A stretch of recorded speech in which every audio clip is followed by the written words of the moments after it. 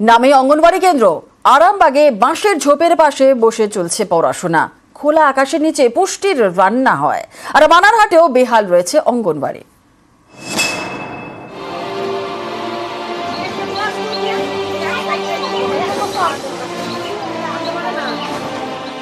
রাস্তার পাশে বাঁশের ঝোপ, এখানেই ত্রিপল পেতে পড়াশোনা। মিড ডে মিলের রান্নাও রাস্তার পাশে, খোলা আকাশের নিচে। পাশেই বাঁধা ছাগল। এটা একটা অঙ্গনওয়াড়ি কেন্দ্র। এ ছবি হুগলির আরামবাগের। গাছের তলায় রান্না হয়, বৃষ্টি হলে ছাতা ধরেও রান্না হয়, খুবই কষ্টের সাথে। এখানে সেন্টারের কষ্টটা খুবই আছে, এতে খুবই অসুবিধাই চলছে। আরামবাগের আরান্ডি 1 নম্বর গ্রাম পঞ্চায়েতের মীর মহল্লা। এখানেই 510 নম্বর অঙ্গনওয়াড়ি কেন্দ্র। কোনো ঘর নেই, তাই রাস্তার পাশে পড়াশোনা।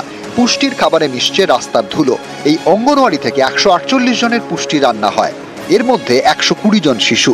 বৃষ্টি হলে দুর্ভোগ বাড়ে, তখন ছাতা মাথায় ধরে রান্না করতে হয়। স্থানীয়দের দাবি 15 বছর ধরে এভাবেই চলছে। 15 বছর সেন্টার হচ্ছে, কোনো জায়গা ঠিক নাই। এখানে উনুন করা হয়েছিল, অনেকে উনুন করতে দেয়নি, ভেঙে দিয়েছে। একজন এখানে একটু জায়গা দিয়েছে, উনান করেছি। বাচ্চাদের এখানে বসানোর জায়গা নাই। জায়গা একটা খুব প্রয়োজন, একটা সেন্টার যাতে হয়। আইএমডিপি ফান্ডে স্কিম করে আমি পাঠিয়েছি, কিন্তু অ্যাপ্রুভ আসেনি।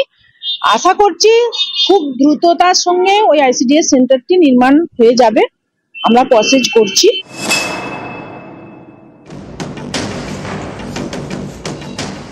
জলপাইগুড়ির বানারহাট। এখানে অঙ্গনওয়াড়ি দরজা জানলা ভাঙা, ঘরের দেওয়ালেও ফাটল। বানারহাটের তেলিপাড়া চা বাগানে চৌকাঠ লাইনে অঙ্গনওয়াড়ি। স্থানীয়দের দাবি এখানে প্রথম থেকেই কারেন্ট এবং জলের কানেকশন নেই। 2022-এর পর অঙ্গনওয়াড়িতে পরপর 2 বার তাণ্ডব চালায় হাতি, ভেঙে দেয় দরজা জানলা। তারপর থেকে ঝুঁকির মধ্যেই চলে পড়াশোনা, সেটাও মেঝেই বসে। 22 জনের জন্য পুষ্টি রান্না হয়। রান্নার জন্য জল আনতে হয় পাশের বাড়ি থেকে। হাতি ভাঙছে, সেই জন্য এরকম আছে। কতদিন হয়েছে? 2022 সালের জুলাই মাসে, আড়াই বছর হয়ে গেছে। আধিকারিকদের জানিয়েছেন? সিডিপিও সাহেব আধিকারিক জানিয়েছি, যেদিন ভাঙছে সেই দিনে জানিয়েছি। আমরা অলরেডি একটা এস্টিমেট করে আমরা উদ্বোধন কর্তৃপক্ষকে পাঠিয়েছি। এই ব্যাপারে ফান্ড এলে আমাদের সেই কাজটা আমরা করতে পারবো। হুগলি থেকে শুভদীপ ঘোষ এবং জলপাইগুড়ি থেকে রকি চৌধুরী, নিউজ 18 বাংলা।